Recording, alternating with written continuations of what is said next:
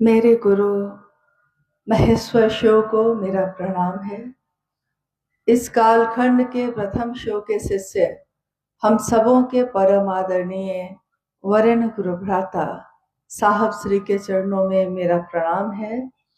शक्ति स्वरूपा माँ नीलम आनंद जी के चरणों में मेरा प्रणाम है।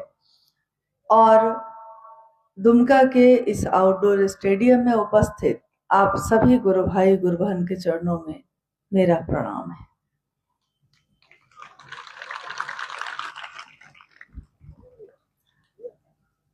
महागुरु महादेव की दया से आज का ये शिव गुरु महोत्सव जो दुमका के गुरु भाई गुरु बहनों ने आयोजित की और इसमें भाग लेने का मौका मुझको मिला है।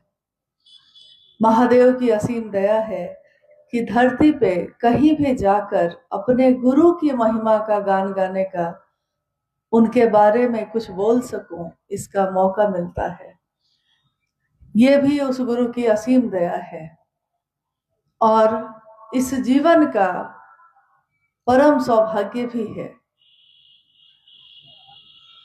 जैसे ही हम कहते हैं शिव गुरु, तो हमारे मन में यह प्रश्न उठता है कि शिव तो अपने आप में पूर्ण है। शिव सब समझ जाते हैं शिव का क्या मतलब होता है।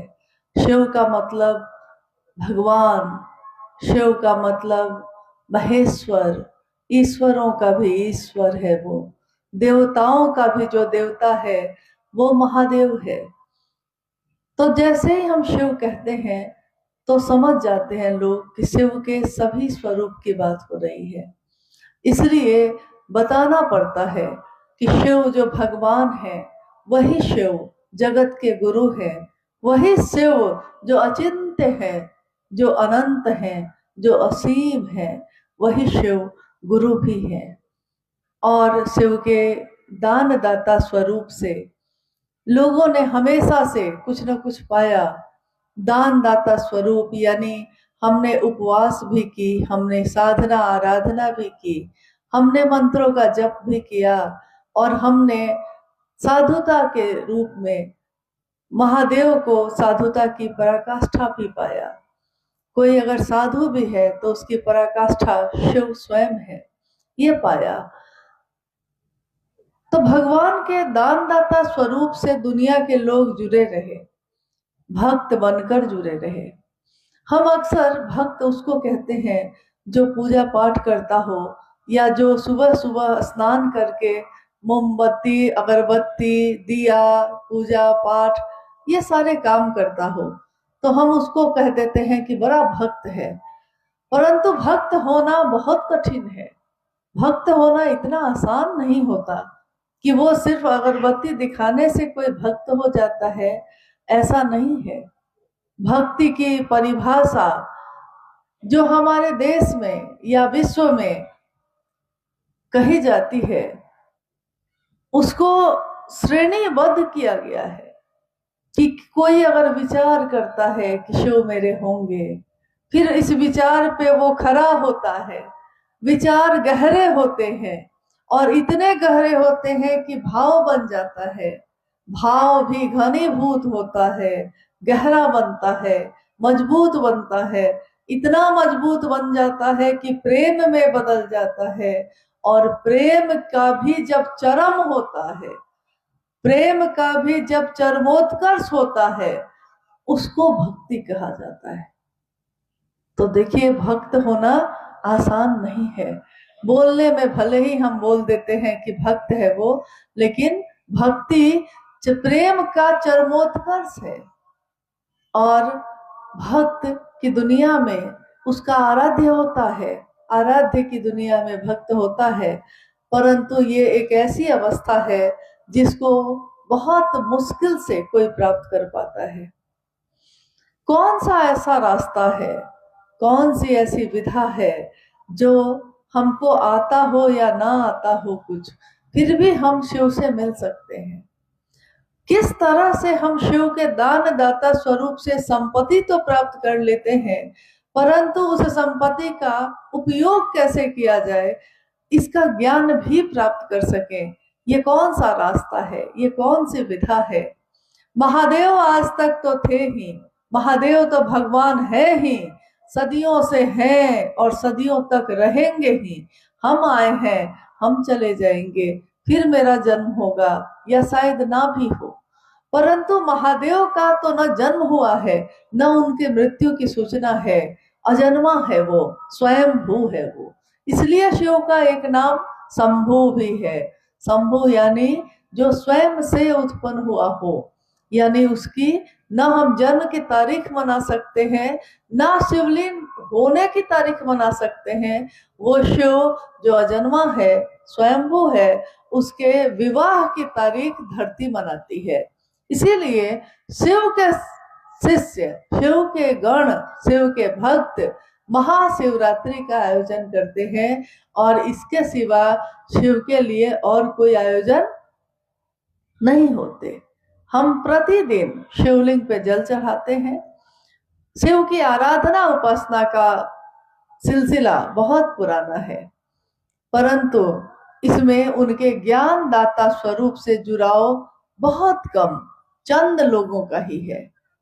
आज तक जितने शास्त्र लिखे गए, जितने भी लिखे गए, हम जानते हैं कि लगभग 10,000 वर्षों का इतिहास ऐसा है जो लिखित में है। जब सिंधु घाटी सभ्यता पनपी थी, तो उसकी खुदाई में वो सभ्यता जब नष्ट हो गई, तो उसकी खुदाई में एक ऐसी मिट्टी की तस्वीर सामने आई जिसमें शिव का प्रतीक बना हुआ था। इसलिए उसको प्रोटो शिव कहा गया, शिव का प्रतीक कहा गया। बाद में आने वाले समय में ऋग्वेद की रचना हुई, 4 वेद रचित हुए। चारों वेदों में ऋग्वेद जो पहला सबसे प्राचीन वेद है, उसमें सबसे पहले शिव के रुद्र स्वरूप की अभ्यर्थना है। शिव का रुद्र स्वरूप आगे चलकर शिव, शंकर, त्रयंबक, यजुर्वेद आते आते बहुत सारे नामों से प्रचलित हो गया, पशुपति और भगवान शिव के रूप में। पहले जब लोग आदि मानव थे और उनको नहीं पता था कि कैसे घर बनाया जाता है, कैसे भोजन बनाया जाता है, आज हम आप जानते हैं।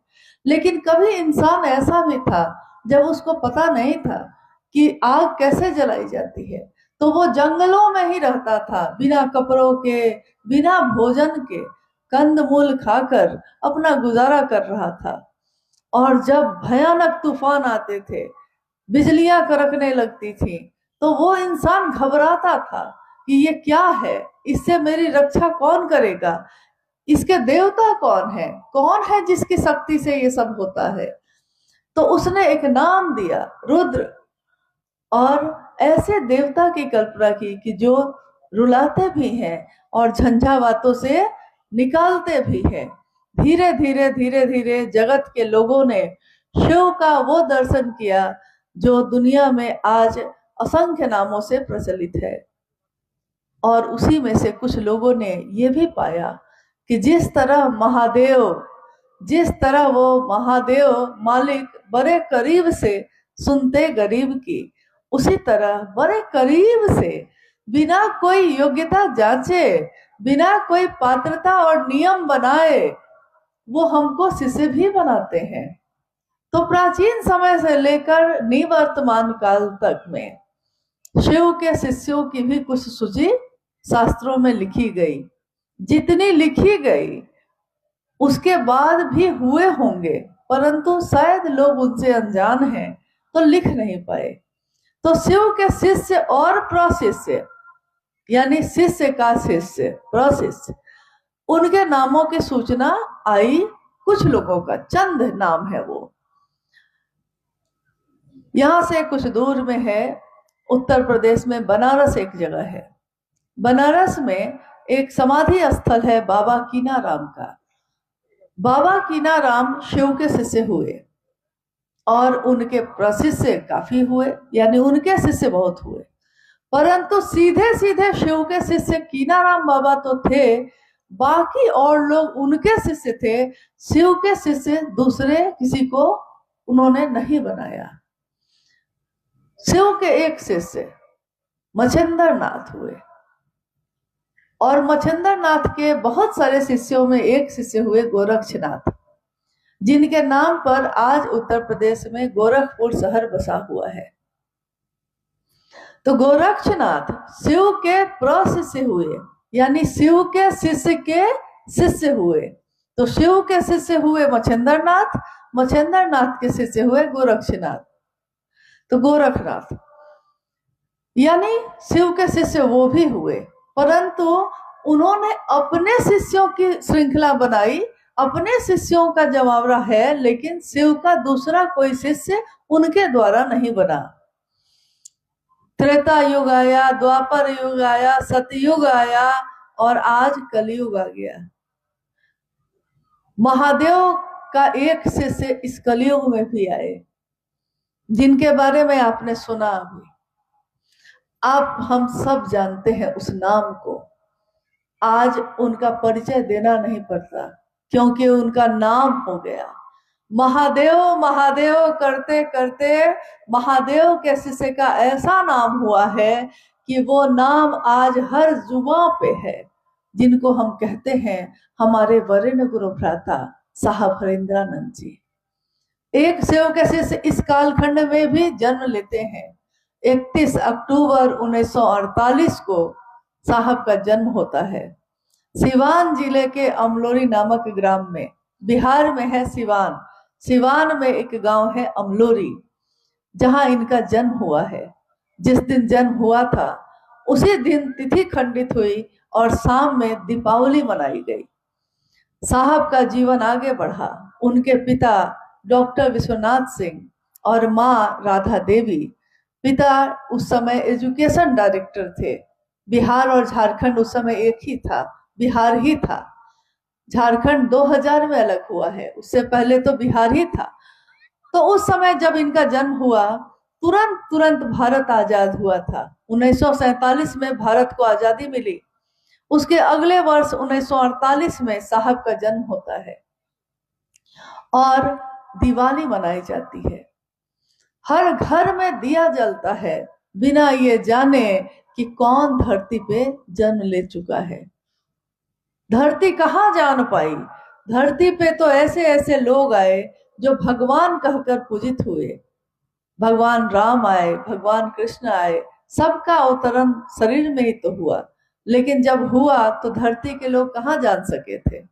उस दिन भी जब हुआ तो धरती के लोगों को क्या पता कि आने वाले समय में क्या होने वाला है। वो धीरे धीरे बड़े होते हैं और 12 वर्ष की आयु में जब 13वें वर्ष में वो प्रवेश ही करने वाले हैं, उस समय उनके घर में एक ऐसी घटना होती है जिन्होंने उनके जीवन की दशा और दिशा को बदल दिया। साहब उस समय जमुई में अपने पिता के घर में हैं और जमुई में उनके पिता के केबिन में, उस कक्ष में, उस कमरे में जब वो जाते हैं तो वो देखते हैं कि एक व्यक्ति, एक तांत्रिक बैठा हुआ है और वो अपनी बाईं बाह पे कोई कागज रगड़ रहा है। उस पे शब्द उभर कर आ जा रहे हैं। इनको लगा कि ये कौन है जो यहाँ ऐसे आए हैं।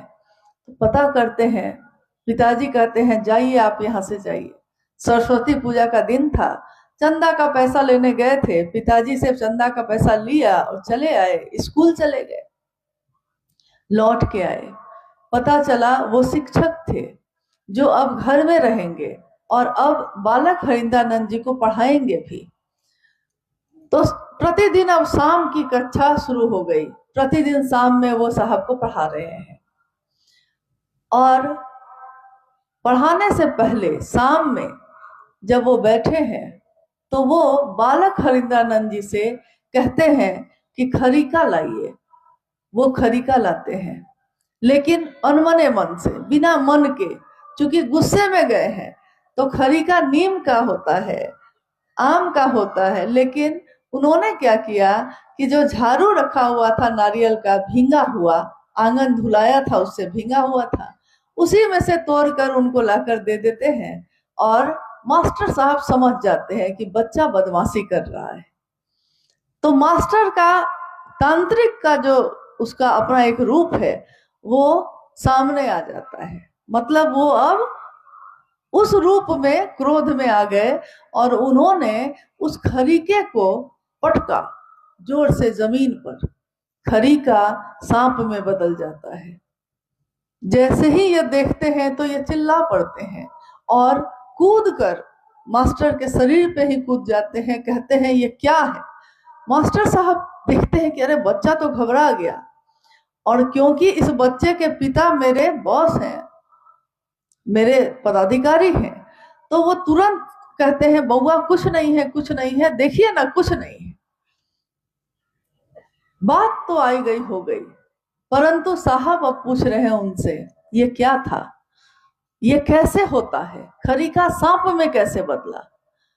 तो वो कहते हैं कि बउआ इस साधना से होता है, मंत्रों का जप करना पड़ता है, साधना पड़ता है इसको। अब ये बउआ जो है अब पीछे पड़ जाते हैं, मुझको बताइए, मुझको सीखना है। तो इनके जिद के आगे वो मास्टर साहब सिखाने लगते हैं। रोज रात में ये अपने कमरे से निकलते हैं, उनके कमरे में जाते हैं। लेकिन एक रात जब वो मास्टर के कमरे से निकलकर अपने कमरे जा रहे हैं, इनकी माँ बोलती है बउआ आप कहाँ से आ रहे हैं बरकू। ये चुपचाप अपने कमरे में आते हैं तो देखते हैं पिताजी साहब के बाबूजी बैठे हुए हैं। पूछ रहे हैं इनसे कहाँ गए थे रात में। ये अपने स्वभाव के अनुसार साहब ने कहा मैंने जीवन में कभी झूठ नहीं बोला, मैं कभी झूठ नहीं बोलता। तो उन्होंने उस समय भी कहा कि मैं साधना सीख रहा हूं, मैं चमत्कार सीखना चाहता हूं। तो उनके पिताजी ने कहा कि सो जाइए, जवाब कुछ नहीं दिया, चले गए।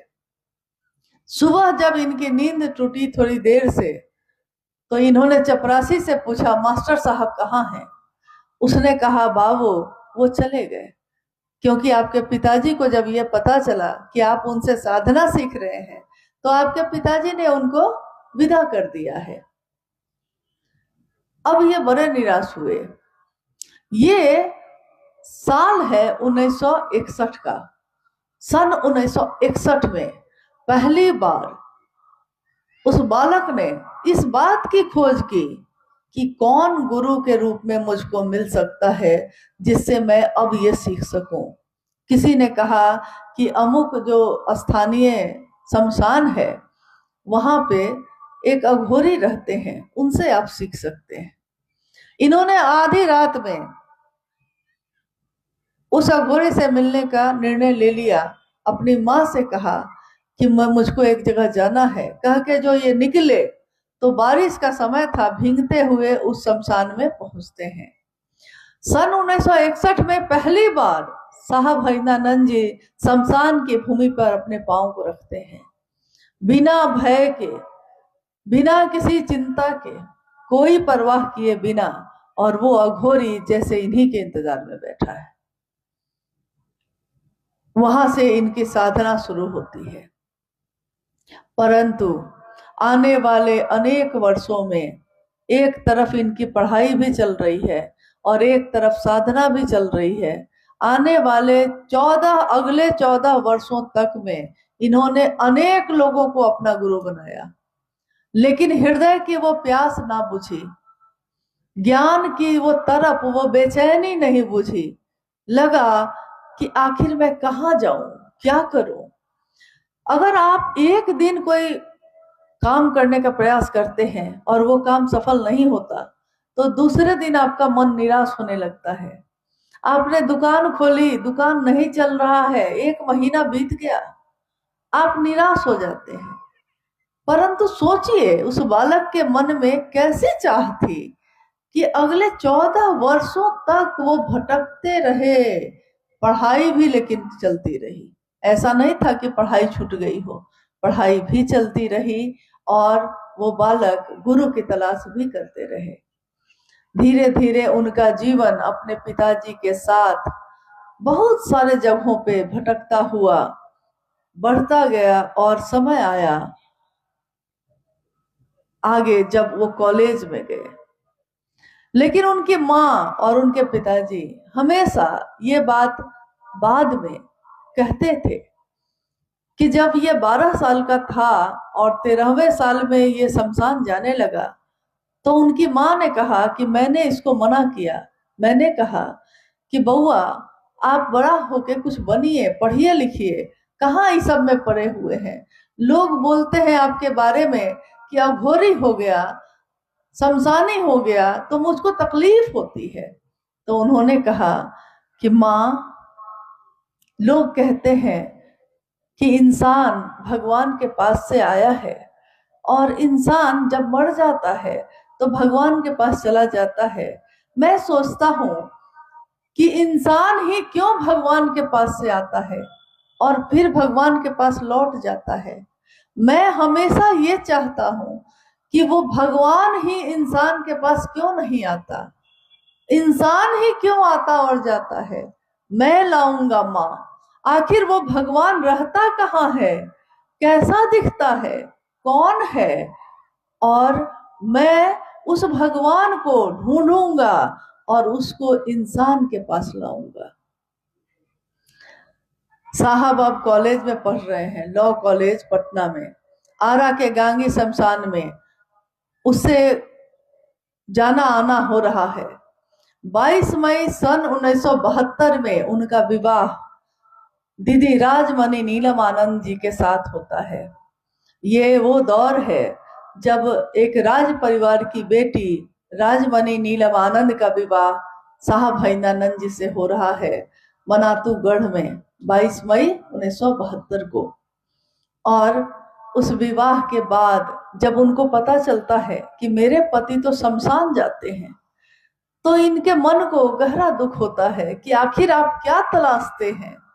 साहब कह रहे हैं, मुझको भी नहीं पता कि मैं क्या ढूंढता हूँ, लेकिन जो मैं ढूंढ रहा हूँ अभी तक मिला नहीं। शादी के अगले 2 वर्ष यानी सन 1974 में जब पहुंचता है समय, तो साहब ने आरा के गांगी शमशान में अर्धरात्रि में ये सोचकर कि गुरुर ब्रह्मा गुरुर विष्णु गुरुर देवो महेश्वर गुरु साक्षात पर ब्रह्म तस्मै श्री गुरुवे नमः, तो गुरु भगवान होते हैं तो भगवान गुरु क्यों नहीं है। बस इतना ही सोचा उन्होंने। हमारी सोच में बल होता है, हमारी मानसिक शक्ति अगर आध्यात्म से जुड़ जाती है तो क्या होता है, हमारी शारीरिक शक्ति भी इतनी बलशाली हो जाती है जो हम कहते हैं कि ये मत कहो उस भगवान से कि मैं कमजोर हूं, क्योंकि आपका भगवान कमजोर नहीं है। साहब ने यही जाना अपने जीवन से कि जो उन्होंने दृढ़ निश्चय किया अपने मन में, उनका मन इतना मजबूत हुआ कि एक दिन धरती पे ये बात 1980 के दशक से उनके द्वारा बढ़ती चली गई। साहब और दीदी माँ ने दुनिया के तमाम लोगों से ये कहना शुरू किया कि शिव से बढ़िया गुरु कोई नहीं है। शास्त्रों ने तो लिखा था कि नास्ति सर्वसमो देवो, शास्त्र में लिखे हैं कि शिव से बड़ा देव कोई नहीं है, शिव से बड़ा योद्धा कोई नहीं है, शिव से बड़ी गति नहीं है, शिव से बड़ा कुछ भी नहीं है। परंतु शास्त्रों ने ये नहीं लिखा कि शिव से बड़ा गुरु नहीं है। साहब ने एक दिन कहा कि नास्ति सर्व समो गुरु, शिव से बड़ा कोई गुरु भी नहीं है। और मनुष्य की शारीरिक शक्ति से बलशाली होती है उसकी मानसिक शक्ति, मानसिक शक्ति से बलशाली होती है उसकी आध्यात्मिक शक्ति। कैसे होती है, इसके उदाहरण में उन्होंने एक सच्ची घटना बताई। एक व्यक्ति जो सालों से लकवा ग्रस्त था, लकवा मार चुका था, उसको बिस्तर पे था, हिल भी नहीं सकता था खुद से। लोग बिस्तर पे ही उसको भोजन कराते थे, बिस्तर पे ही वो शौच भी करता, बिस्तर पे ही उसका जीवन जा रहा था। और किसी ने उसको शिव से बनाया, किसी ने कहा कि शिव को गुरु मानिए ना, लेटे हैं तो क्या हुआ, थोड़ा दया मांगिएगा, थोड़ा प्रणाम करिएगा, चर्चा नहीं कर पाइएगा तो कोई बात नहीं। और यही कहकर उसके मन को ताकत देता रहा, मन को बल देता रहा।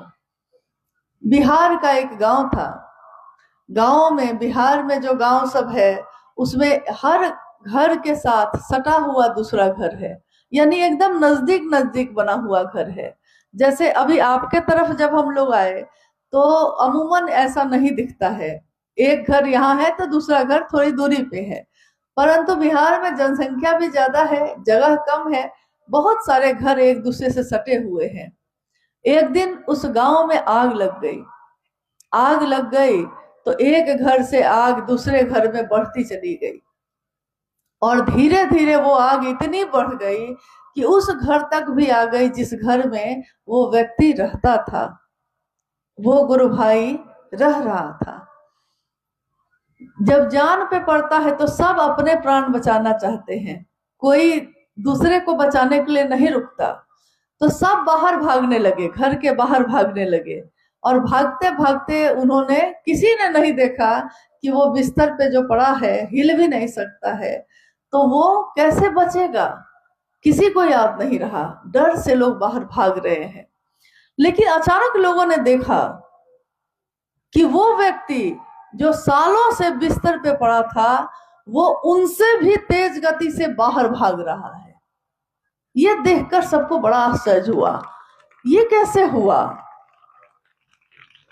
तो जब थोड़ा सा राहत हुई, आग थोड़ी कम हुई, तो लोगों ने पूछा ये कैसे हुआ, तुम तो हिल भी नहीं सकते थे। उस व्यक्ति ने कहा कि मैंने पहले देखा कि कोई मुझको बचाने आएगा, लेकिन कोई बचाने नहीं आया, सब अपने ही प्राण बचा रहे थे। तब मुझको लग गया कि मेरा आज कोई सहारा नहीं है। जब मुझको ये लग गया कि अब कोई मेरा साथ नहीं देगा, कोई मुझको बचाने नहीं आएगा, तो मैंने महादेव को याद किया और मैंने पूरे मन को एकाग्र कर लिया, अपने मन की पूरी शक्ति लगा दी कि महादेव अब आप ही मुझको बचा सकते हैं। और भैया मुझको नहीं पता है कि क्या हुआ उसके बाद, मेरा शरीर कैसे उठा है, कैसे दौड़ा है, मैं जानता भी नहीं हूं। आप कह रहे हैं कि मैं दौड़ रहा हूं, मुझको तो पता तक नहीं चला कि मैं दौड़ भी गया, मैंने सोचा ही नहीं था। इसी के लिए कहा जाता है कि देखिए जो महादेव का सहारा लेता है, तो एक दृष्टांत आता है कि ब्रह्मा जी कहते हैं माँ गौरा से, माँ उमा से, शिव के पत्नी से, वो कह रहे हैं कि गौरा आपके जो रौरा हैं बड़े बौरहवा हैं। तो गौरा जो है, उमा कहती है कि ब्रह्मा जी ये बात तो ठीक नहीं, आप मेरे पति को अच्छा नहीं कह रहे। तो उन्होंने कहा नहीं नहीं, मैं अच्छा ही नहीं, मैं कहता हूं कि वो कुछ ज्यादा ही अच्छे हैं।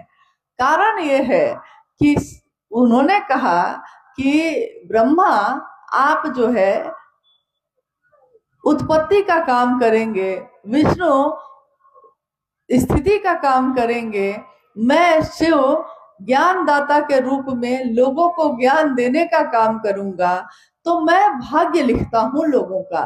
ब्रह्मा कह रहे हैं कि मैं लोगों का भाग्य लिखता हूं कि जिसके जो कर्मफल है उस कर्मफल के आधार पे उसके भाग्य लिखे जाते हैं। इसीलिए कोई महल में पैदा होता है, कोई झोपड़ी में पैदा होता है। उसने क्या किया था, अभी तो वो पैदा ही हुआ है, उसके पिछले कर्म चले आ रहे हैं, उसके आधार पे उसका आज का जीवन चल रहा है। लेकिन ब्रह्मा कह रहे हैं कि आपके जो रौरा हैं यानी महादेव, कोई उनको पुकारता है, कोई उनके ऊपर निर्भर हो जाता है, तो वो उसकी एक रेखा नहीं बदलते हैं, एक भाग्य नहीं बदलते हैं, वो पूरी की पूरी किताब ही बदल देते हैं। तो जो रो रो नरक के भागी हैं उनको भी उबार देंगे शंभु। हे उरग उड़ के बल जा, गलहार लेंगे शंभु। उरग कहते हैं सांप को, डसना जिसका स्वभाव है, जहर उसकी नियति है, टेढ़ा चलना उसका स्वभाव है, वो सीधा नहीं चल सकता। वो काटेगा, प्यार से भी काटेगा तो जहर ही देगा, उसके पास कोई उपाय नहीं है। लेकिन वो भी जब सीने के बल जाता है, झुक कर जाता है, समर्पित होकर जाता है, तो महादेव उसको अपने गले में धारित करते हैं।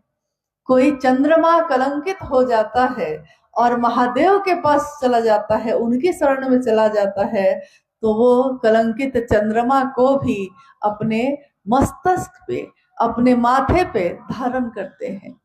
महादेव तो ऐसे हैं जो ज्ञान भी ऐसा देते हैं कि जीवन जीने की कला सिखा देते हैं। गुरु के रूप में वो हमको ऐसा ज्ञान देते हैं कि जीवन तो वही होता है, लेकिन नजर भी वही होती है, नजारे बदल जाते हैं। क्योंकि नजर बदलो तो नजारे बदल जाते हैं। आप किसी के लिए प्रेम से सोचिएगा तो आपको सबसे अच्छा व्यक्ति वही लगेगा और वही व्यक्ति रहता है। लेकिन अगर आपके मन में घृणा हो जाती है तो वो व्यक्ति दुष्ट नजर आने लगता है। आपकी नजर ही आपको अच्छा भी दिखाती है, आपकी नजर ही आपको बुरा भी दिखाती है। हमारे मन में ही सारी चीजें होती हैं, ये मन ही है। क्योंकि अक्सर हम कहते हैं कि मेरा मन नहीं है, आज मेरा मन नहीं है, आज मैं नहीं जाऊंगा, आज मैं ये खाना नहीं खाऊंगा। यानी मेरा मन ऐसा कह रहा है, मन से शरीर नहीं चल रहा है, चल रहा है। और देखिए, मन ही वो साधन है जो किसी को अपना बनाता है, किसी को पराया भी बनाता है। मन ही किसी को मित्र बनाता है, मन ही किसी को शत्रु बनाता है। मन ही किसी को पत्नी बना के पति बनता है, मन ही किसी को भाई बना के भाई बनता है, मन ही किसी को गुरु बना के शिष्य भी बनता है। साहब ने हमेशा कहा मन ही आपका साधन है।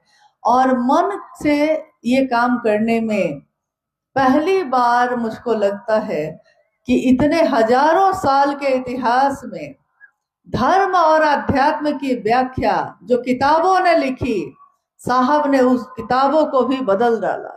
उन्होंने कहा कि जाति, धर्म, वर्ण, संप्रदाय सबसे परे है शिव की शिष्यता। शिव की शिष्यता में इन चीजों का कोई काम नहीं।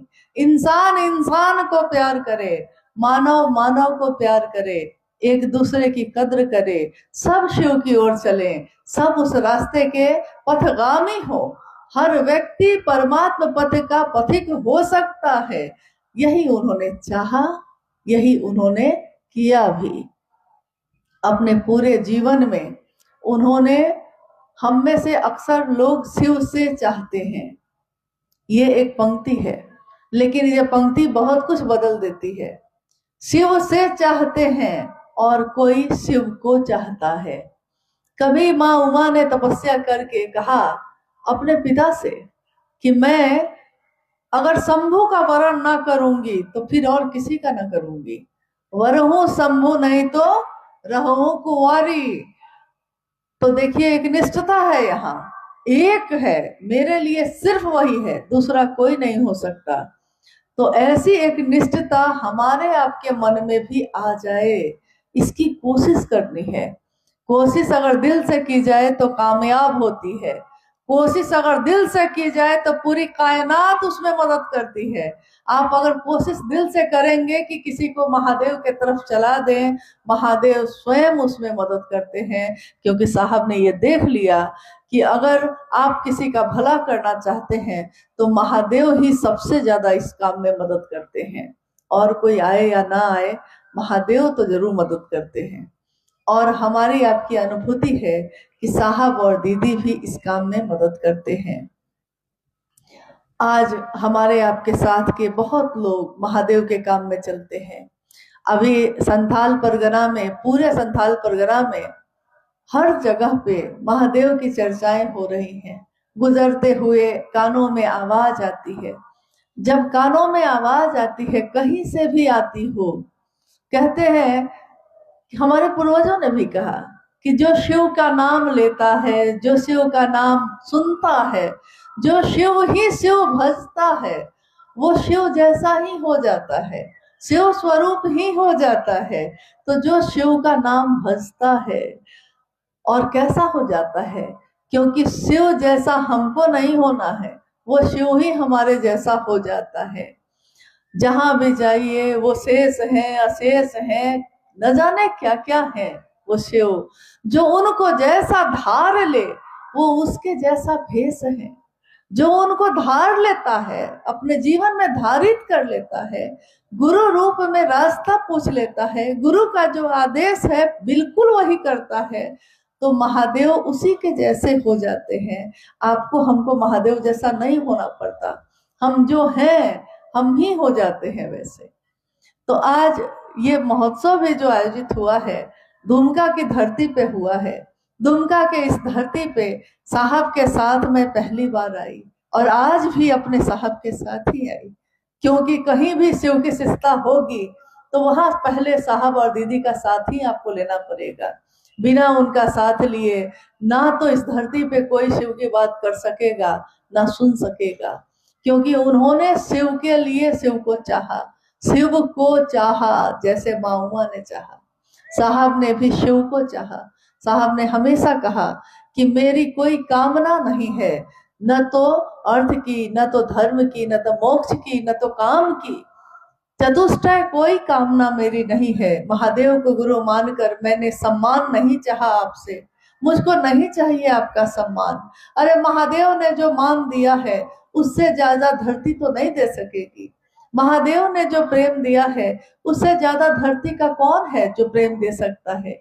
महादेव से बड़ा प्रेमी कौन, महादेव से बड़ा मित्र कौन, महादेव से बड़ा अपना कौन। अपनेपन से भी जो अपनेपन में मिलते हैं वो महादेव मिलते हैं।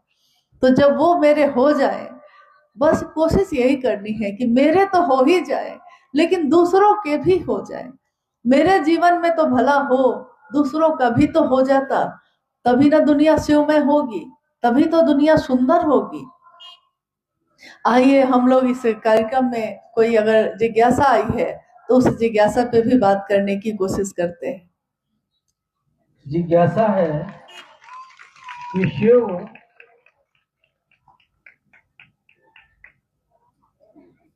जिज्ञासा है कि शिव शरीर में नहीं है तो ज्ञान कैसे देंगे, कृपया समझाया जाए। जिज्ञासा है कि शिव शरीर में नहीं है तो ज्ञान कैसे देंगे। झारखंड में एक ज्योतिर्लिंग है, देवघर में, यहां से बिल्कुल नजदीक है। मंदिरों में भीड़ लगी है, सभी मंदिरों में भीड़ लगी है। अब आप बताइए कुछ मिलता है कि नहीं। महादेव वहां शिवलिंग के रूप में है, एक शिवलिंग है और क्या है, परंतु उसको क्या कहा गया, जो सबके कामनाओं की पूर्ति करता हो, वो शिव का मंदिर जहां भीड़ लगी है। तो यानी हमारी कामनाएं वो पूरी करते हैं, हमारे सूक्ष्म मन के भावों को वो पकड़ते हैं, मन के भाव को पकड़ लेते हैं, तभी ना हमारी कामना पूरी होती है। तो जब हमारे सूक्ष्म मांग को, कामनाओं को वो पकड़ लेते हैं और पूरी करते हैं, तो क्या हमारे सूक्ष्म मन के भाव जिसमें हम ज्ञान की प्राप्ति चाहते हैं, ज्ञान भी मिल सकेगा कि नहीं मिल सकेगा। ज्ञान भी तो मिल सकेगा। तो महादेव से ज्ञान कैसे मिलता है। आप बताइए कि आपने जिस दिन शिव को अपना गुरु बनाया होगा, उस दिन से लेकर आज तक में क्या आपका मन बदला है कि नहीं, आपके मन में ज्ञान परिवर्तित हुआ है कि नहीं। पहले महादेव से मांगने के लिए गए थे, आज महादेव से मांगना भूल जाते हैं। कितने लोग जो जहाँ साहब का स्थल है रांची में उपवन आते हैं तो कहते हैं कि रास्ते भर सोचा था ये पूछेंगे ये पूछेंगे ये पूछेंगे, लेकिन न जाने क्यों यहाँ साहब के पास आए हैं और भूल गया सब कुछ, याद नहीं, अब कुछ भी नहीं याद है।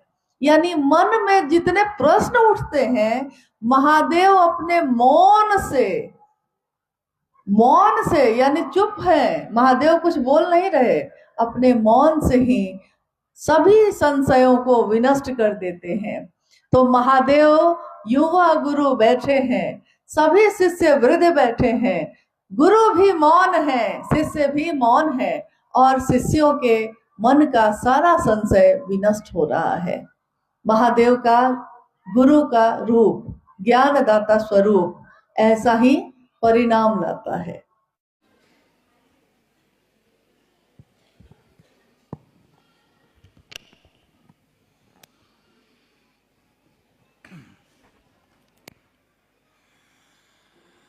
अपने गुरु महादेव साहब, दीदी और इस हॉल में बैठे तमाम गुरु भाई गुरु बहनों को मेरा प्रणाम है।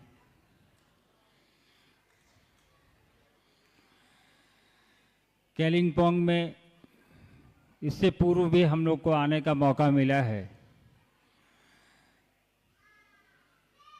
पिछली बार जब मैं आया था तो साहब के साथ आया था, उस समय साहब शरीर में थे। इस बार भी साहब के ही साथ हैं। ये अलग बात है कि साहब शरीर में हमको आपको दिखाई नहीं दे रहे हैं,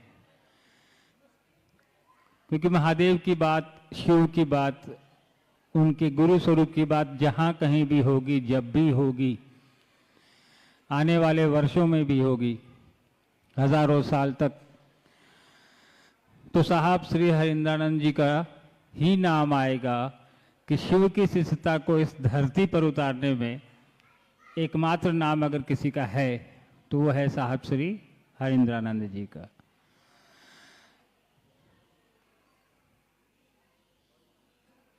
इस हॉल में इसको हम लोग संगोष्ठी कहें, महोत्सव कहें, ये दोनों का सम्मिलित स्वरूप है।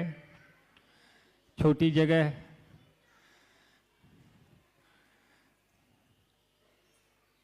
लेकिन उपस्थिति आपकी बता रही है कि आप कितने जुड़े हुए हैं अपने महादेव से, अपने गुरु से, और जुड़ना भी चाहिए, क्योंकि हम लोग उस महादेव की बात करते हैं, उस देवता की बात करते हैं जो हमारे घरों में पहले से है, पहले से हम और आप उनकी पूजा करते आ रहे हैं। साहब श्री ने सिर्फ इतना ही किया कि हमको आपको उस महादेव से, जिसकी पूजा हम लोग घर में कर रहे हैं, शिवालय में कर रहे हैं, मंदिरों में करते हैं, कहा कि उनसे एक और रिश्ता जोड़ लो। अभी तो भगवान के रूप में उनकी पूजा कर ही रहे हैं हम और आप।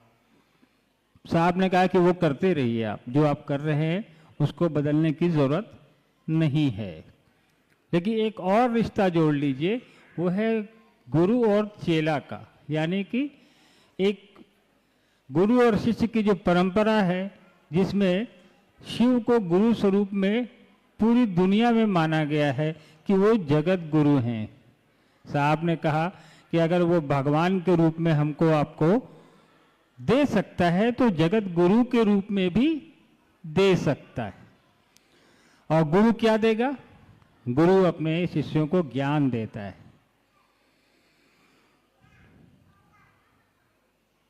तो आध्यात्मिक ज्ञान के लिए साहब ने कहा कि शिव से बेहतर गुरु कौन हो सकता है। महादेव के विभिन्न स्वरूप हैं जिनकी पूजा हम और आप कर रहे हैं, लेकिन साहब के शरीर में आने के पहले कोई एक ऋषि, मनीषी, महानुभाव, किसी संत महात्मा ने हमको आपको नहीं बताया कि महादेव गुरु का भी काम करते हैं।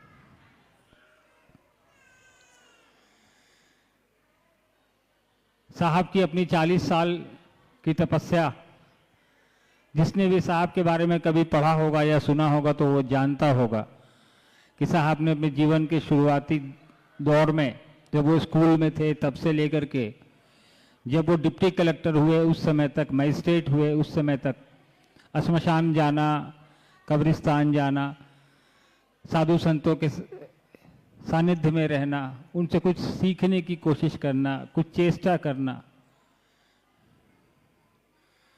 ये साहब की दिनचर्या हुआ करती थी। लेकिन अभी मेरे से पहले आपको बता रहे थे परमेश्वर जी कि कालांतर में साहब को जब शिव के गुरु स्वरूप का से जुड़ा हुआ उनको कई फेज में शिव से, महेश्वर शिव से, गुरु स्वरूप से उनकी आकाशवाणी या उनकी बातें हुई, उसका निचोड़ जो 3 सूत्र के रूप में हमारे आपके बीच साहब ने रखा। तो ये 3 सूत्र जो है कोई हमने आपने तो दिया नहीं है, ये उसने दिया है जिसने बताया कि शिव को गुरु मानना है और कैसे मानना है, मान के क्या करना है, ये उन्हीं का दिया हुआ है।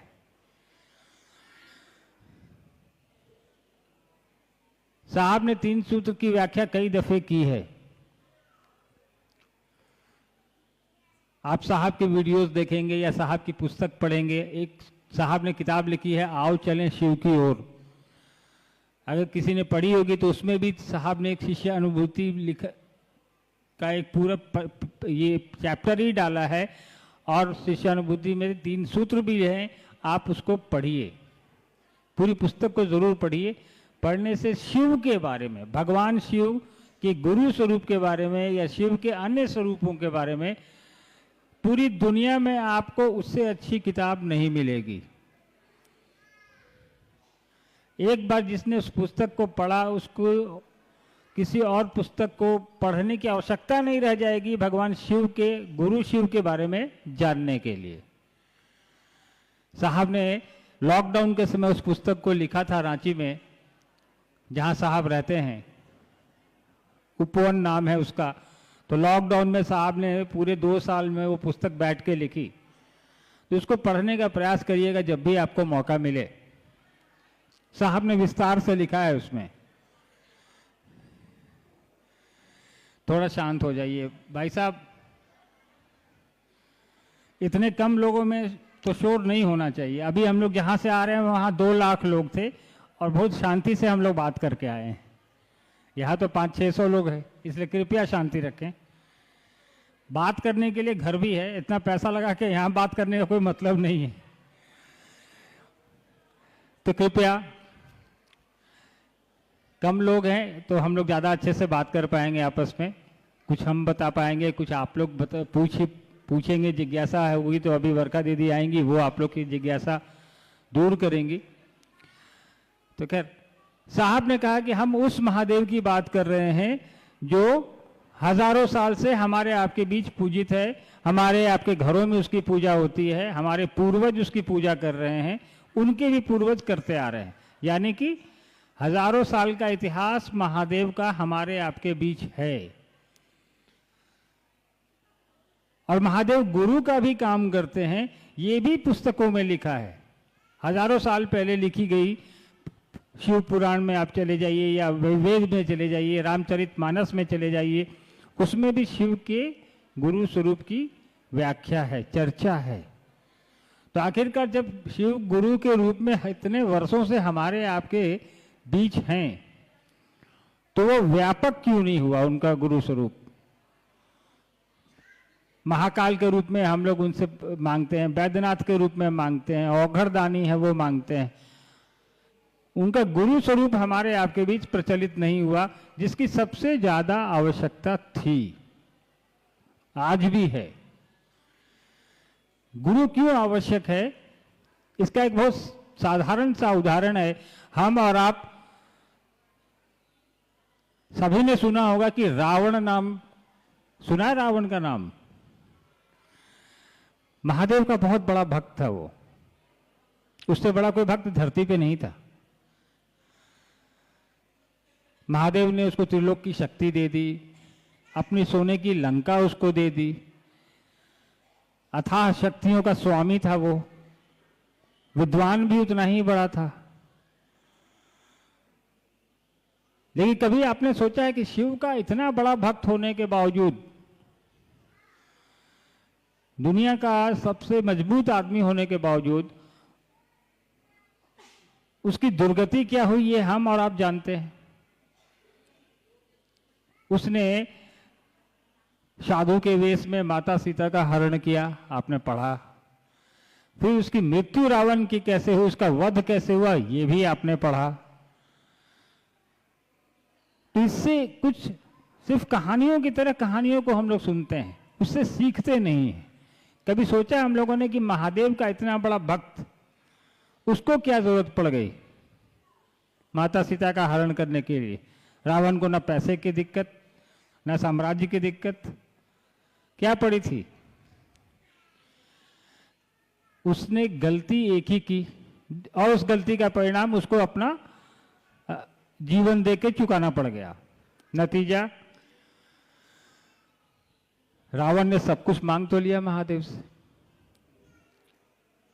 दुनिया मांग ली, संपत्ति मांग लिया, वैभव मांग लिया, सारा कुछ मांग लिया, लेकिन एक ही चीज नहीं उनसे वो ले पाया कि इन चीजों का उपयोग कैसे करना है, इसका संचालन कैसे करना है। नतीजा, संपत्ति का दुरुपयोग या अपने घमंड, अपनी ताकत का दुरुपयोग उसने किया, से उसकी ये दुर्गति हुई। यानी कि भगवान से हम सब कुछ ले तो सकते हैं, अपने लिए घर ले लेंगे, गाड़ी ले लेंगे, सुख सुविधा ले लेंगे, ज्ञान लेने के लिए उनके गुरु स्वरूप से ही हमको आपको जुड़ना पड़ेगा। और साहब ने कहा कि महादेव से अब तक हम लोग तो सब लेते आए हैं, ज्ञान ही नहीं ले पाए जो वो पूरी दुनिया को दे सकते हैं। उनसे बड़ा ना कोई गुरु है, उनको विश्व गुरु कहा जाता है, सदगुरुओं के गुरु हैं वो, जगत के गुरु हैं वो। तो जब सबसे बढ़िया गुरु आपके पास उपलब्ध है, साहब ने कहा महादेव उपलब्ध हैं गुरु के रूप में, तो फिर अन्य जगहों पर हम क्यों जाएं? ठीक उसी तरह जैसे आपके कालिंपोंग में कोई सबसे बढ़िया स्कूल उपलब्ध है और आपको वहां निःशुल्क एडमिशन मिल रहा है, तो आप किसी दूसरे स्कूल में जाएंगे? नहीं जाएंगे। क्यों जाएंगे? तो साहब ने कहा जब महादेव गुरु के रूप में उपलब्ध है और सर्वसुलभ है, हमने तरीका बता दिया, हमने रास्ता दिखा दिया, हमने कहा कि तुम बस ये 3 काम करो, मंजिल यही है, तो कहीं दिमाग लगाने की जरूरत नहीं है।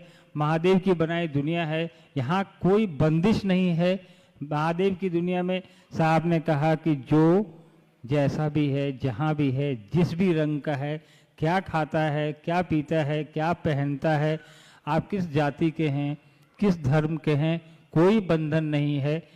दुनिया का हर एक आदमी जो धरती पर आया है वो महादेव को अपना गुरु बना सकता है,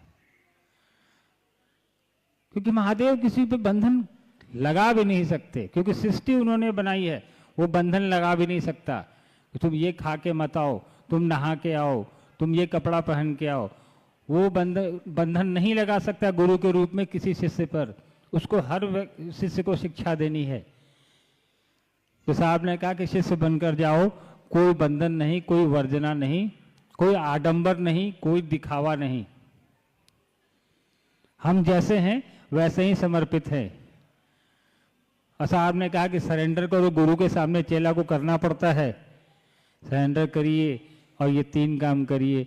करना क्या है 3 काम में? कोई पैसे तो लगने नहीं है। साहब ने कहा दया की याचना करिए, नमः शिवाय से प्रणाम करिए और दूसरे को भी बताइए कि शिव मेरे गुरु हैं, आपके भी हो सकते हैं। क्या कि 2 काम पहले वाला तो पहले भी लोग करते रहे, बहुत से लोगों ने शिव को गुरु बनाया, आपने किताबों में पढ़ा होगा। शिव पुराण में चर्चा है 112 शिव शिष्यों की, कितनों को हम और आप जानते हैं? शिव शिष्य तो हुए, लेकिन हमारे आपके संज्ञान में एक भी नाम नहीं है, क्योंकि उन लोगों ने अपने आप को जनमानस से दूर रखा, हमसे आपसे दूर रखा, बताया ही नहीं कि शिव मेरे गुरु हैं, तुम्हारे भी हो सकते हैं। साहब ने ये मिथक तोड़ा, ये सिस्टम तोड़ा और कहा कि जो मुझे मिला है वो हर किसी को मिल सकता है, जिस गुरु से मैं जुड़ा हुआ हूं उससे हर कोई जुड़ सकता है, क्योंकि शिव तो सर्वसुलभ हैं। तो आज 45 साल से मैं देख रहा हूं, साहब ने जब कमरे से बाहर लोगों को बताना शुरू किया कि शिव गुरु का काम करते हैं, जुड़ के देखिए, करके देखिए, प्रयास तो करिए। करना क्या है? कोई खर्च लगना नहीं है, किसी से दीक्षा लेनी नहीं है, न किसी को दीक्षा देनी है, दीक्षा की परंपरा ही नहीं है इसमें, न कोई पूजा पाठ का बंधन है, कुछ भी नहीं है। साहब ने कहा कि बस 3 सूत्र करिए, चौथा कोई सूत्र नहीं है। आपके पास अगरबत्ती है तो जलाइए, नहीं है तो मत जलाइए, प्रसाद है तो चढ़ाइए, नहीं है तो मत चढ़ाइए, फोटो है तो रखिए, नहीं है तो मत रखिए, कोई बंधन नहीं। कभी साहब ने नहीं कहा कि महादेव की तस्वीर लगाओ, कभी नहीं कहा कि उसको हटा दो, कहा कि जो जैसा चल रहा है चलने दो। गुरु का काम है परिस्थितियों को ठीक करना, वो ठीक करेंगे। अगर हम गड़बड़ चल रहे हैं तो ठीक करना उनका काम है, लेकिन उसके लिए हमको गुरु के आश्रय में जाना पड़ेगा, उनकी परिधि में जाना पड़ेगा। साहब ने कहा गुरु की परिधि में तो शिष्य को जाना ही पड़ेगा, नहीं तो सिर्फ रटते रहेंगे हम कि कोलिंगपोंग में बहुत अच्छा स्कूल है, कोलिंगपोंग में बहुत अच्छा स्कूल है, तो हमारा कोई काम तो होना नहीं है, बशर्ते हम कुछ स्कूल में जब तक जाएंगे नहीं। तो प्रयास करना है कि साहब और दीदी ने जो हमको आपको बताया है रास्ता, उस पर चलने का प्रयास करना, उस परिधि में रहना है। और जब उस परिधि में जाएंगे हम और आप, तो महादेव के गुरु स्वरूप से जुड़ रहे हैं। तो सभी लोग जानते हैं कि गुरु अपने शिष्य को अपने जैसा बनाता है। महादेव का चेला महादेव के जैसा होगा। आप दारा सिंह के पास जाएंगे तो वो क्या सिखाएगा आपको? वो तो कुश्ती लड़ता है, वो तो कुश्ती लड़ना ही सिखाएगा ना। कोई भी गुरु अपने शिष्य को क्या बताता है? आप टेलर के पास जाएंगे तो वो टेलरिंग सिखाएगा। तो आप महादेव के आश्रय में जा रहे हैं, उनके सानिध्य में जा रहे हैं, तो गुरु अपने चेला को अपने जैसा बनाता है। तो प्रयास हम लोग को करना है कि महादेव की बनाई दुनिया है, उसके आश्रय में खुद को छोड़ना है, उसकी परिधि में रखना है, प्रयास करना है। बाकी परिणाम तो आपके और मेरे हाथ में होते नहीं हैं। साहब ने कहा प्रयास करिए, पुट टू टेस्ट, अपनी कोशिश करिए, बाकी फल प्रतिफल फलाफल आप छोड़ दीजिए उस पर, जहां आपने सरेंडर किया है। हमने कई बार देखा, पिछली बार हमको लगता है 15 साल हो गए कोलिंगपोंग में आए, उस समय साहब भी थे, उसके बाद फिर आने का मौका मिला। कुछ एक चेहरे तो मुझे अभी भी दिखाई दिए जो उस समय थे, लेकिन ज़्यादातर नए लोग हैं। आप लोगों से पहली बार बात हो रही है, मुलाकात हो रही है। तो इसमें से कितने ऐसे लोग हैं जो साहब आए थे कोलिंगपोंग में तो उस समय थे? कोई है इसमें से? हाथ उठाइए। अच्छा, इधर कुछ लोग दिखाई दे रहे हैं, इधर सारे लोग लगता है। इन लोगों आप लोगों ने साहब से मुलाकात की है कभी? किसने किया है? हाथ उठाइए। साहब से मिलने वाले लोगों में शरीर से काफी लोग हैं। चलिए, अब तो साहब शरीर में नहीं है, लेकिन जिन्होंने साहब से मुलाकात की उनका भी सौभाग्य है ये। और जो नहीं कर पाए वो अब साहब और दीदी का उद्देश्य, साहब दीदी ने जो हमको आपको कहा है वही हमारे आपके लिए लकीर है, उसको लेके आगे बढ़ना है हम लोगों को। मन की आंखों से जैसे महादेव को हम लोग महसूस करते हैं, साहब दीदी को भी करने का है। और इस रास्ते पे अपने आप को खड़ा रखना है कि महादेव का काम करना है। अपना जो भी समय हम महादेव के लिए निकाल पाते हैं अपने सांसारिक कामों के अलावा, उसको साहब दीदी के अनुसार हम लोग को लेके चलने का है। अभी बरका दीदी आपके बीच आएंगी और आप लोगों से बात भी करेंगी। आप लोगों के बीच कोई जिज्ञासा होगी तो भेजिएगा ज़रूर। और इस उम्मीद में कि अगली बार फिर आप लोगों से मुलाकात होगी और इससे बड़ी जगह पर होगी। तब तक कोलिंगपोंग में महादेव का अलख आप लोग जगाइए। हर एक घर में महादेव के गुरु स्वरूप का दीपक जले, ये साहब दीदी का उद्देश्य था, उनकी इच्छा थी। हम लोग को अब उनकी इच्छा को पूरा करना है, उनके उद्देश्य को पूरा करना है। क्योंकि इसमें साहब दीदी का उद्देश्य तो जो है सो है, हमारा आपका भी कल्याण है कि महादेव से जितना लोगों को जोड़ेंगे उतना हम भी जुड़ेंगे। और अपना तो कल्याण हम और आप करेंगे ही महादेव का नाम लेके, महादेव का काम करके, जिसको हम और आप महादेव से जोड़ेंगे, उसके गुरु स्वरूप से जोड़ेंगे, उसका भी कल्याण हम और आप करेंगे। जो रुकने वाली प्रक्रिया नहीं है, अनवरत है। साहब ने कहा कि ये तब तक चलेगा जब तक कि एक व्यक्ति शिव का शिष्य न हो जाए, तब तक ये महादेव का काम चलता रहेगा। तो आप समझ लीजिए कि आने वाली पीढ़ियां दर पीढ़ियां ये काम रुकना नहीं है। अभी तो पूरे देश में काम हो रहा है, आने वाले समय में पूरी दुनिया में महादेव का काम करना है। हम लोग देश के किसी भी कोने में जाते हैं तो वहाँ गुरु भाई गुरु बहन मिलते हैं, विदेश में बाहर जाते हैं वहाँ भी मिल जाते हैं। आपके पड़ोसी देश यहाँ से कुछ दूरी पे नेपाल हैं, वहाँ तो लाखों की संख्या में शिव के शिष्य हैं। और आप तो ऐसी जगह बैठे हैं जहाँ हिमालय का पर्वत है, और कहा जाता है, सुनने में आता है, हम लोगों ने पढ़ा है कि महादेव खुद कैलाश में रहते हैं। तो आप तो हम लोगों से ज़्यादा नज़दीक है महादेव के, तो आप लोग को तो थोड़ा ज़्यादा ही काम करना चाहिए महादेव के लिए। हम लोग को भी साथ में खींच लीजिए आप लोग। चलिए, मुझको अनुमति दीजिए। आप सबको मेरा प्रणाम है, धन्यवाद। अनि दिदी निर्माणज्यू प्रणाम गर्दैछु, मेरो प्रणाम स्वीकार गरिदिनुहोस्। यहाँ आउनुभएको सबै गुरु दिदी गुरु बहिनी एवं गुरु दाजुभाइको चरणमा प्रणाम गर्दैछु, मेरो प्रणाम स्वीकार गरिदिनुहोस्। आउनुहोस्, एउटा गुरुको दयाले मौका पाएको छौँ भजन गर्ने है, जो कि हाम्रो साहब श्रीले भन्नुहुन्थ्यो, आऊ चले शिव की ओर। हामी पनि त्यही कुरा अहिले भन्दैछौँ, आउनुहोस् हिँडौँ हामी भगवान शिव गुरुकोतिर भनेर है। अनि अर्को कुरा, यसमा किताब पनि लेख्नु भएको छ हाम्रो साहब श्रीले, अनि भजन पनि छ, त्यो भजन गर्ने कोसिस गर्दैछु म।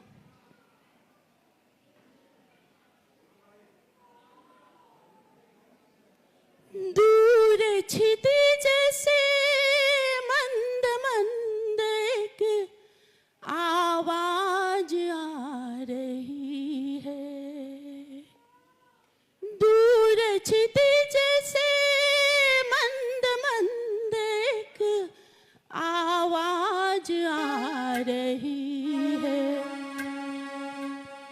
हर अंदर की सांसों में उतर कर सबको सुना रही है।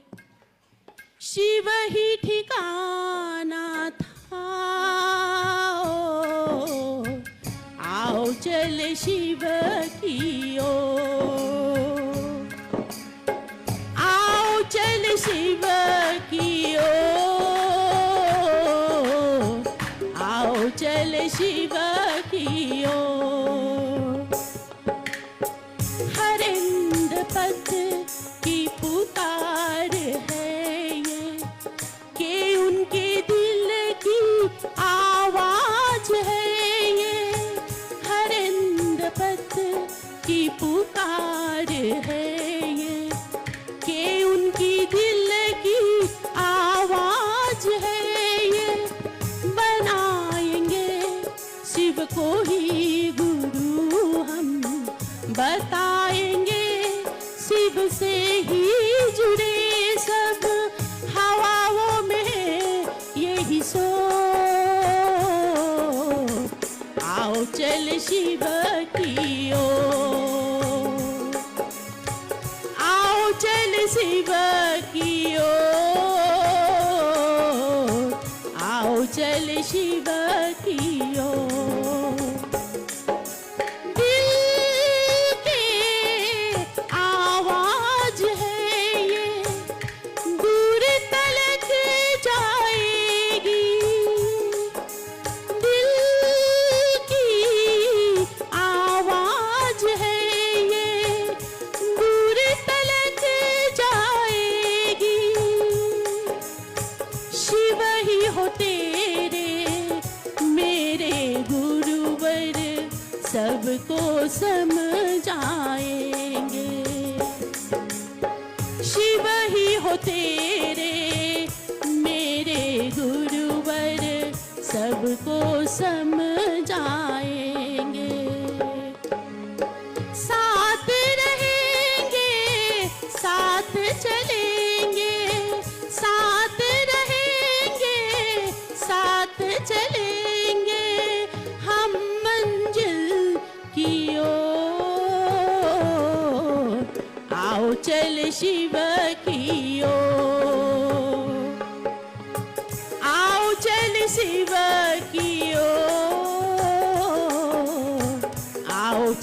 शिव की ओर। कारवां बन गया है जुस्तजू मंजिले शिव।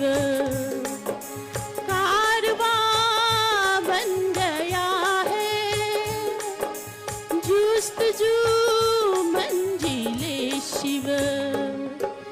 मंजिल मिलो ना मिलो तुम सोच में सबके हो तुम।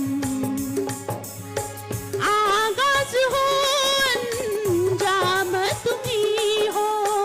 आगाज हो अंजाम तुम्ही हो। सौंपा तुम्हें अब डोर। आओ चल शिव की ओर। आओ चल शिव की ओर। आओ चल शिव की ओर। आओ चल शिव की ओर। आओ चल शिव की ओर। हेलो, सुना हम लोगों ने बहुत ही प्यारा भजन, आओ चले शिव की ओर। यह आवाज साहबकार है, दूर क्षितिज से एक मंद मंद आवाज आ रही है, आओ चले शिव की ओर। आइए, अपना वही होता है। हम बोलते हैं ना कि साहब कहते थे ना कि ये जूता है, ये चप्पल है, उसके प्रति मेरे मन में जो रहती है संवेदना, कहीं मेरा खो भी जाता है दो जोड़ा में से एक तो हम ढूंढ लेते हैं, क्योंकि उसके प्रति मेरे मन में दर्द है कि ये मेरे अपने हैं। शिव शिष्यता की ये दुनिया, जिस दुनिया में साहब श्री का अपना कोई हुआ है तो वह हुआ है शिव के शिष्य, गुरु भाई और गुरु बहन। इसके सिवा साहब का ध्यान कभी नहीं रहा है अपने बाल बच्चों पर या परिवार पर। आप सुनिए साहब के जीवन को, देखिए साहब श्री के जीवन को। आज हमारे बीच अर्चित आनंद भैया, अन्नू भैया है। आपसे बड़ा अपना इनका कोई नहीं है, आप ही इनके अपने। आपसे हमारा मतलब शिव के गुरु भाई और गुरु बहन। मैं निवेदन और प्रार्थना करूंगा अर्चित आनंद भैया से, अपनों से कुछ बात, अपनी बात की जाए, अपनों से अपनी बात की जाए। अर्चित आनंद भैया से निवेदन और प्रार्थना होगा, महादेव की दया और साहब दीदी के आशीर्वाद से कुछ बात अपनों से की जाए, क्योंकि आप साहब और दीदी के इसी यात्रा के संपूर्ण तो है, इस यात्रा के आपसे बड़ा कोई प्रत्यक्षदर्शी नहीं है। अर्चित आनंद भैया हमारे आपके बीच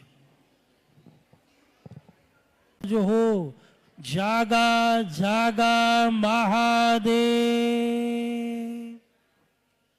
आइए हम सुनते हैं भजन भाई संतोष जी, गंगटोक।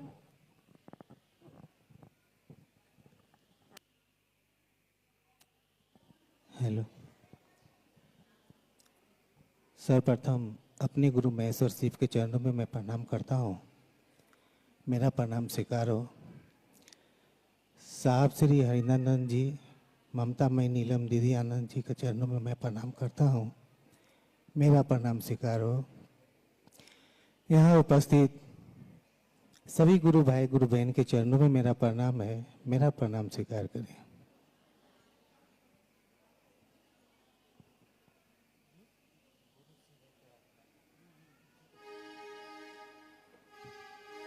Hello hello.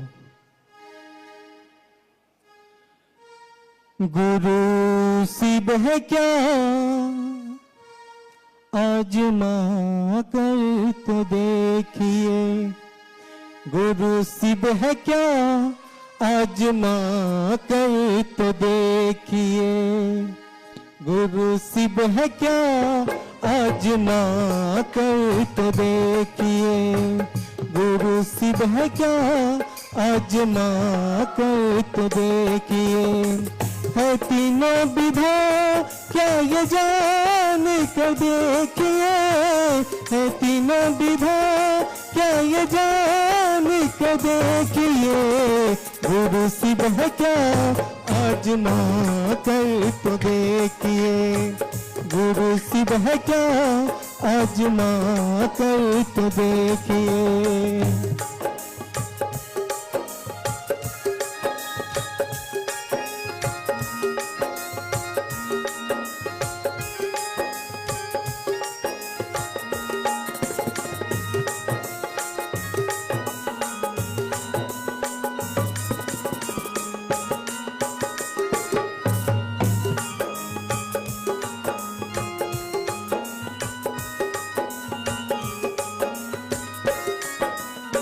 है कागज की कश्ती है गहरा पानी, बही जा रही है कहीं जिंदगानी। है कागज की कश्ती है गहरा पानी, बही जा रही है कहीं जिंदगानी। है कौन सी मंजिल कहाँ है ठिकाना, किसी से कहे जो बता दे ठिकाना। मंजिल मिलेगी पता भी मिलेगा, मंजिल मिलेगी पता भी मिलेगा। गुरु शिव को अपना बना कर तो देखे, गुरु शिव को अपना बना कर तो देखिए।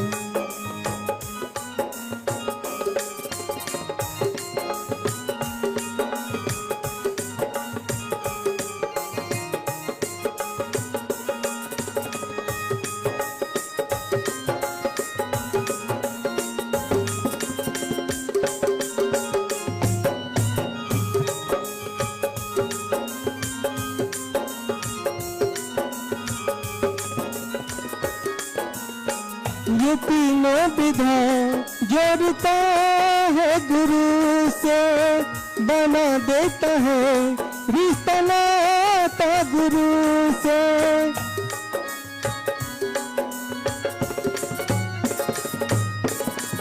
ये तीनों विधा जोड़ता है गुरु से, बना देता है रिश्ता नाता गुरु से।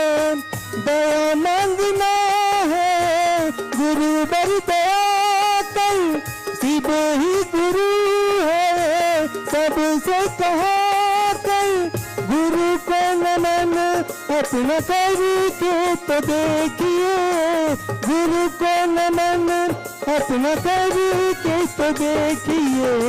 गुरु शिव है क्या आजमा कर तो देखिए, गुरु शिव है क्या आजमा कर तो देखिए।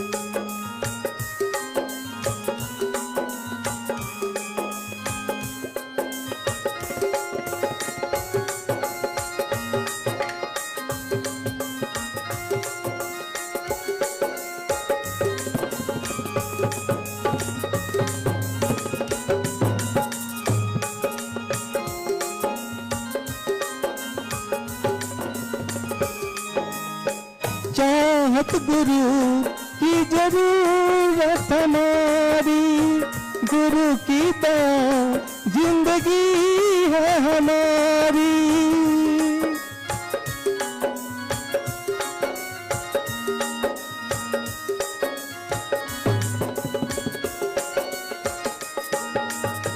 चाहत गुरु की जरूरत हमारी, गुरु की दया जिंदगी है हमारी। गुरु के बिना न जीना गवारा, गुरु ही तो है शिष्य का सहारा। सहारा गुरु को बना कर तो देखिए, सहारा गुरु को बना कर तो देखिए। गुरु शिव है क्या आजमा कर तो देखिए, गुरु शिव है क्या आजमा कर तो देखिए। है तीनों विधा क्या ये जान कर देखिए, है तीनों विधा क्या ये जान कर देखिए, गुरु शिव है क्या आजमा कर तो देखिए, गुरु शिव है क्या आजमा कर तो देखिए, गुरु शिव है क्या आजमा कर तो देखिए, गुरु शिव है क्या आजमा कर तो देखिए।